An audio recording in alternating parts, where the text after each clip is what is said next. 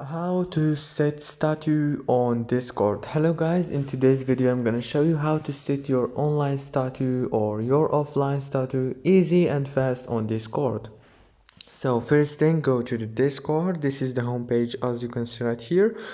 Now all what you have to do to set your statue online or offline or busy or whatever you want is go here down to the corner.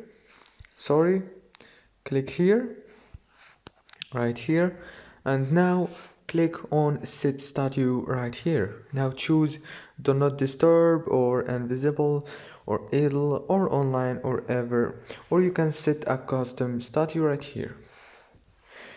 If this video was helpful, please don't forget to like and subscribe, and thank you so much for watching this video until the end. See you later.